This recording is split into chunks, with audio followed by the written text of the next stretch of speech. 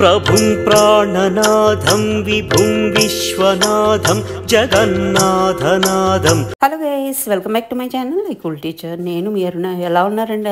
అందరూ super duper గా ఉన్నారనుకుంటున్నాను. నేను కూడా చాలా చాలా బాగున్నానండి. ముందుగా మీ అందరికీ కార్తీక మాసం మరియు కార్తీక పౌర్ణమి శుభాకాంక్షలు అండి. ఈ వీడియోలో కార్తీక పౌర్ణమి పూజ ఎలా చేసుకున్నాను ఏంటి అనే విశేషాలని షేర్ చేస్తున్నాను అనమాట. మనకున్న మాసాల్లో ఏ మాసానికి ఆ మాసానికి విశిష్టత ఉన్న కార్తీక మాసానికి చాలా స్పెషాలిటీ ఉంటుంది కదండి. కార్తీక దీపం అనే దానికి ఎంత ప్రాశస్యం ఉందో మనం చెప్పక్కర్లేదు. ఇంకా ఈ కార్తీక మాసంలో వచ్చేటువంటి కార్తీక పౌర్ణమి యొక్క విశిష్టత అంతా ఇంత కాదు కదండి. ముఖ్యంగా ఈ కార్తీక పౌర్ణమి రోజు 365 ఒత్తులు వెలిగించుకుంటాం కదా. సంవత్సరంలో ప్రతి రోజు మనకు పూజ చేసేటువంటి అవకాశం ఉండదు, ఏదో ఒక అడ్డంకి వస్తుంది. కాబట్టి ఈ కార్తీక పౌర్ణమి రోజు తులసి కోట దగ్గర గాని శివాలయంలో గాని చక్కగా మనం 365 ఒత్తులు వెలిగించుకుంటే సంవత్సరం అంతా పూజ చేసిన ఫలితం దక్కుతుంది అనేటువంటిది నా చిన్నప్పటి నుంచి వింటూ వస్తున్నానండి. అనేక శాస్త్రాల్లో అది పరిచయం చేయబడ్డది. అనేక మంది మహానుభావులు చెప్తూ ఉంటారు. అదే సాంప్రదాయాన్ని తరతరాలుగా మనకు అందిస్తున్నారండి. అమ్మ వాళ్ళ దగ్గర నుంచి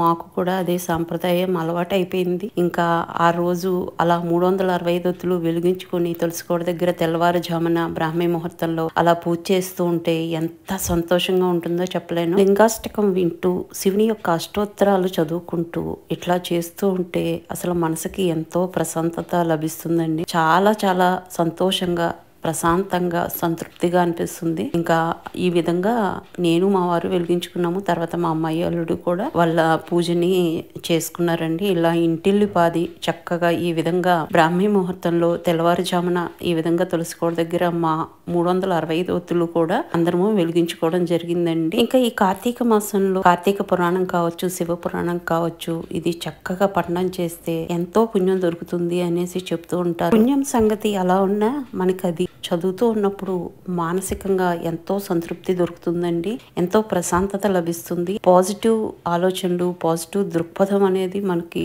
అలవడుతుంది. పూజ అది కంప్లీట్ అయిపోయిన తర్వాత మెల్లిగా నేను 3 o'clock నుంచి నైవేద్యాల ప్రిపరేషన్ స్టార్ట్ చేశానండి. ఈవినింగ్ చేసేటువంటి చంద్రుని పూజ కోసం ఇంకా ముందు ప్రసాదం పూలు చేస్తున్నానండి. రెసిపీలోకి వెళ్ళిపోదాం. గ్లాసు మినపగుళ్ళు నానబెట్టేసుకున్నాను. అది నానబెట్టుకున్నప్పుడు 2 గ్లాసుల బియ్యం పిండిని తీసుకుంటామండి. ఇది పొడి పిండి. దీంట్లో సరిపడా వాటర్ వేసుకుని చక్కగా సాఫ్ట్ గా కలుపుకుని పెట్టుకుంటే 2 పర్ఫెక్ట్ గా నాని ఉంటాయండి. ఇప్పుడు ఇంకా లోపల స్టఫింగ్ కోసం కేసర్ రెడీ చేసుకుంటున్నాము. దాని గురించి మందంపాటి గిన్నెలో ఒక 2 టేబుల్ స్పూన్ నెయ్యి వేసుకుని 1 గ్లాసు రవ్వని యాడ్ చేసుకున్నానండి. ఉప్మా చేసుకునేటువంటి రవ్వ, బొంబాయి రవ్వ అంటాం కదా, అది యాడ్ చేసుకుని లో ఫ్లేమ్ లో చక్కగా ఫ్రై అవనివ్వాలన్నమాట. ఇది మంచిగా ఫ్రై అయ్యి మనకి ఒక మంచి సువాసన వస్తూ ఉంటుంది. కొంచెం జాగ్రత్తగా దగ్గరుండి ఫ్రై చేసుకోవాలండి, మాడకుండా చూసుకోవాలి. ఇది ఆల్మోస్ట్ ఫ్రై అయిందండి. కొంచెం అట్లా కలర్ మారుతుంది అన్నప్పుడు ఇంకా దీన్ని మనం పక్కా తీసేసుకుని అదే బౌల్లో 2 గ్లాసుల వాటర్ ని ఎసరుకు పెట్టుకుంటాము. 1 గ్లాస్ కి 2 గ్లాసుల వాటర్ సరిపోతుందండి. ఇది మరుగుతూ ఉన్నప్పుడు 1.5 గ్లాసు మనము బెల్లం తురిమే యాడ్ చేసుకుంటాం. నేను ఇక్కడ బెల్లంతో చేస్తున్నానండి. బెల్లం కరిగితే సరిపోతుంది, మనకు పాకం అది రానక్కర్లేదు. బెల్లము డైల్యూట్ అయిపోయిందండి చక్కగా. ఇప్పుడు మనం ఆల్రెడీ వేపించి పెట్టుకున్నటువంటి రవ్వని ఇక్కడ యాడ్ చేసేసుకుంటాము. యాడ్ చేసేసుకుని స్టిర్ చేసుకుంటూ పాత్రని విడిచిపెట్టే వరకు మనం కలుపుకుంటామండి. చాలా ఫాస్ట్ గా కూడా ఉడికిపోతుంది రవ్వ, మనందరికీ తెలిసిందే కదా. మళ్ళొకసారి చెప్తున్నాను కొలతలు. 1 గ్లాసు రవ్వకి 2 గ్లాసుల వాటరు, 1.5 గ్లాసు బెల్లం అండి, బెల్లం తురుము. ఇంకా దీంట్లో ఇలాచి పొడి, 1 చిటికేడంత సాల్ట్ యాడ్ చేసుకుని మొత్తం అంతా చక్కగా స్టిర్ చేసుకుంటూ ఉన్నాము. చూస్తూ ఉండగానే మనకి దగ్గరికి అయిపోతుంది, పాత్రను విడిచిపెట్టేస్తుందండి. చాలా ఫాస్ట్ గా అయిపోతుంది అనమాట. బెల్లం బదులు చక్కెరతో కూడా చేసుకోవచ్చండి. కాకపోతే ఈ బెల్లంతో చేసుకున్నది చాలా రుచిగా ఉంటుంది అనమాట. సో డెఫినెట్ గా ట్రై చేసి చూడండి. ఒక పాత్రను విడిచిపెట్టేస్తుంది అనగా 1 టేబుల్ స్పూన్ అంత నెయ్యి వేసుకుని మంచిగా మిక్స్ చేసుకుంటూ ఉడికించుకుంటామండి. ఇంకా ఆల్మోస్ట్ అయిపోవచ్చిందండి. ఇంకొక 1 minute లో మనకి ఇది రెడీ అయిపోతుంది. చూసారా, పాత్రని ఈ విధంగా విడిచేస్తుంది అనమాట. ఇంకా కేసరి చక్కగా ఉడికిపోయిందండి. ఇంకా పక్కన పెట్టేసుకుంటే ఈ లోపు చల్లారుతూ ఉంటుంది ఉండలు చేసుకోవడానికి. పప్పు కూడా నానిపోయింది. మిక్సీ జార్లో వేసుకుని చక్కగా మెత్తగా గ్రైండ్ చేసేసుకున్నానండి. వరిపిండి కూడా చక్కగా నాని ఉంది. ఇప్పుడు మనం గ్రైండ్ చేసుకున్న పిండిని వరిపిండిలో యాడ్ చేసేసుకుంటున్నాము. యాడ్ చేసేసుకున్న తర్వాత దీంట్లో సరిపడా సాల్ట్ వేసుకుని చక్కగా మనము దాన్ని మిక్స్ చేసేసుకుంటామండి. మొత్తం అంతా మంచిగా కలవాలి. ఈ పిండిలు రెండు పర్ఫెక్ట్ గా కలిసేలాగా మనం చేతితో బీట్ చేసుకుంటూ చక్కగా కలుపుకుంటామండి. ఇదిగా ఉందనిపిస్తే ఒక హాఫ్ గ్లాస్ వాటర్ కూడా వేసుకుని మీరు కలుపుకోవచ్చు. చూసారా, మనం కలుపుకున్నాక కన్సిస్టెన్సీ ఈ మాదిరి ఉంటుంది అనమాట. ఇది కూడా చక్కగా చల్లారిపోయిందండి. ఇప్పుడు ఒక టీ స్పూన్ నెయ్యి వేసుకుని ఎక్కడ లంప్స్ లేకుండా ఫస్ట్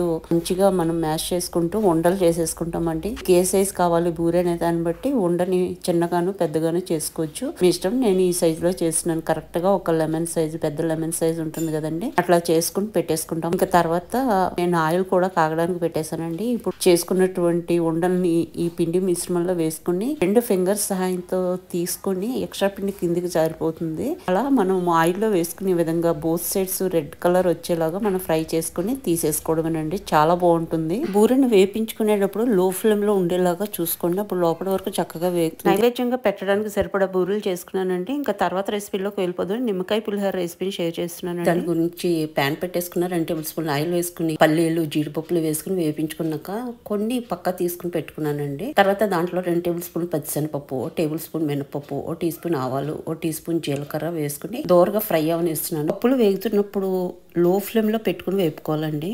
పప్పులన్నీ కొంచెం క్రిస్పీగా అట్లా మనకి మారుతున్నప్పుడు పచ్చిమిర్చి చీలికలు యాడ్ చేసేసుకుంటాము.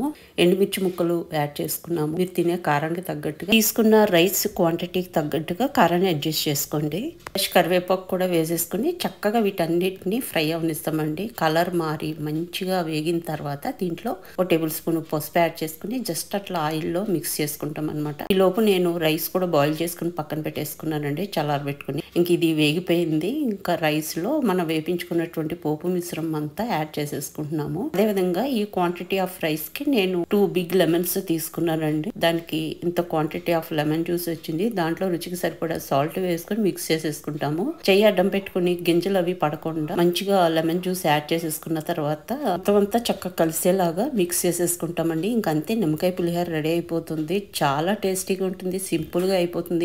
లాస్ట్ లో పక్కకు తీసి పెట్టుకున్నటువంటి పల్లీలు జీడిపప్పు యాడ్ చేసేసుకుంటాం. లాస్ట్ లో అలా పైనుంచి వేయడం వల్ల ఆ క్రంచ్ అనేది మనకు తింటున్నప్పుడు తగులుతూ ఉంటుంది అనమాట. ఇంకా ఇది కూడా రెడీ అయిపోయిందండి. ఇంకా నెక్స్ట్ రెసిపీలోకి వెళ్ళిపోతున్నాను. ఉల్లిపాయ అది వాడకుండా మ్యాష్డ్ పొటాటో తోటి చేస్తామండి. చాలా బాగుంటుంది. రెసిపీలోకి వెళ్ళిపోదాం. దానికి గాను బాణాలు పెట్టేసుకుని 1.5 టేబుల్ స్పూన్ ఆయిల్ వేసుకుని పల్లీలు, పచ్చిమిర్చి తరుగు, అల్లం తరుగు, ఎండుమిర్చి, కరివేపాకు, జీలకర్ర, ఆవాలు, పచ్చిమిర్చి తరుగు ఇవన్నీ వేసుకుని చక్కగా దోరగా ఫ్రై చేసుకుంటాము. కొత్తిమీర, పుదీనా కట్ చేసి పెట్టుకుంటాము. ఆలు బాయిల్ చేసుకునే విధంగా చిదుముకుని పెట్టుకుంటామండి. ఒక హాఫ్ చెక్క నిమ్మరసం కూడా రెడీ చేసుకుంటాము. పోపు వేగిపోయింది. దీంట్లో మ్యాష్ చేసుకున్నటువంటి పొటాటో మిశ్రమాన్ని యాడ్ చేసేసుకుంటాము. యాడ్ చేసుకున్న తర్వాత దీంట్లో ఇప్పుడు రుచికి సరిపడా సాల్ట్ యాడ్ చేసేసుకుంటాము. అదే విధంగా రోస్టెడ్ జీలకర్ర పొడి డ్రై రోస్ట్ చేసుకుంటామండి. జీలకర్రని దాని పౌడర్ ఒక 1/2 టీ స్పూన్ యాడ్ చేసుకుంటాము. కొత్తిమీర తరుగు యాడ్ చేసుకున్నామండి. పుదీనా తరుగు కూడా కొంచెం యాడ్ చేసుకున్నాము. ఇప్పుడు ఇదంతా కలిసేలాగా మంచిగా మిక్స్ చేసుకుంటామండి. మిక్స్ చేసుకున్న తర్వాత లో ఫ్లేమ్ లో ఒక 5 నిమిషాల పాటు మనం ఫ్రై చేసుకుంటామండి.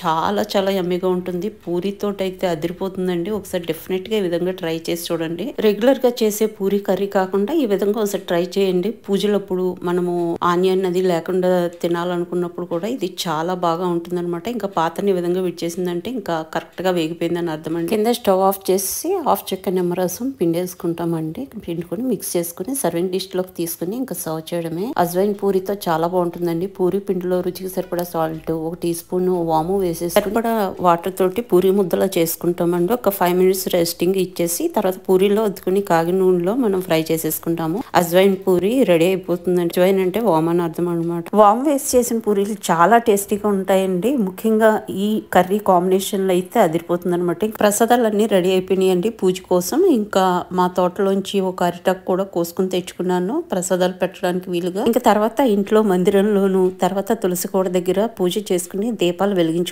జరిగిందండి. గుమ్మాల దగ్గర వాటి దగ్గర. ఇంకా తర్వాత ఇక్కడ పూజకు అనుకూలంగా నేను ఇక్కడ అన్ని రెడీ చేసుకుని ముందుగా దీపారాధనతో నా పూజని స్టార్ట్ చేస్తున్నానండి. అద్దంలోకి చందమామ ఎంత నిండుగా కనిపిస్తున్నాడో. మామూలుగానే పౌర్ణమి రోజు చంద్రబింబం ఎంతో ప్రకాశవంతంగా ఉంటుంది కదా. ఇంకా కార్తీక పౌర్ణమి రోజు అయితే అదేంటో తెలియదు, రెట్టింపు అందంగా, రెట్టింపు ప్రకాశవంతంగా కనిపిస్తాడండి చందమామ. చాలా బాగా అనిపిస్తుంది ఆ నిండు జాబిల్ని, నిండు చందమామని చూస్తూ ఉంటే ఈ కార్తీక పౌర్ణమి రోజు.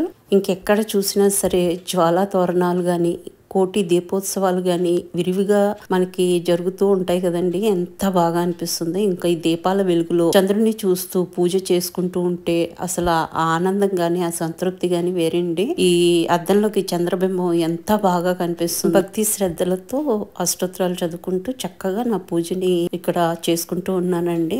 ఈ కార్తీక మాసం స్పెషల్ గా శివకేశవులకి ఇద్దరికి కూడా చాలా ప్రీతిపాత్రమైన మాసం అండి. అందరికీ తెలిసిందే. ఏ శివాలయం చూసినా ఏ వైష్ణవాలయం చూసినా దీపారాధనలతో దీపోత్సవాలతో కలకల్లాడుతూ ఎంతో వైభవంగా ఉంటాయి. ఈ ప్రత్యేకమైన మాసంలో భక్తి శ్రద్ధలతో ప్రజలందరూ దీపాలను పెట్టుకుంటూ ఆ శివనామ స్మరణ చేసుకుంటూ ఆ కార్తీక మాసం యొక్క ప్రత్యేకతను మనసారా అనుభూతి చెందుతారు. చూస్తున్నారు కదా అక్కడ చంద్రుడు. ఇక్కడ నేను పూజ చేసుకుంటున్నాను. అక్కడ మనకి చంద్రుడి యొక్క దర్శనం అద్భుతంగా జరుగుతుంది. నా ఆనందాన్ని మీతో అలా పంచుకున్నానండి. ఇంకా నా పూజ చక్కగా జరిగిపోయింది. చాలా చాలా ప్రశాంతంగా అనిపించిందండి. ఇంకా తర్వాత మా అమ్మాయి, అదేవిధంగా మా అల్లుడు, మా వారు, ఇలా ముగ్గురు కూడా తమ పూజల్ని చక్కగా చేసుకుంటూ ఉన్నారనమాట. మొత్తానికి కార్తీక పౌర్ణమి అయితే అత్యంత అద్భుతంగా చేసుకోవడం జరిగిందండి. మళ్ళా ఒకసారి మీ అందరికీ కూడా కార్తీక పౌర్ణమి శుభాకాంక్షలు అండి. ఫ్రెండ్స్, ఇదండి ఈ రోజు వీడియో. మీకు ఈ వీడియో నచ్చితే కనుక లైక్ చేయండి, షేర్ చేయండి, సబ్స్క్రైబ్ చేయడం మాత్రం మర్చిపోకండి ఫ్రెండ్స్. మళ్ళీ సరికొత్త వీడియోతో మీ ముందుకు వస్తాను. అంతవరకు సెలవు. నా వీడియోని ఆదరించి ప్రోత్సహిస్తున్న మీ అందరికీ పేరు పేరున నా ధన్యవాదాలు, నమస్కారాలు అండి. Thank you.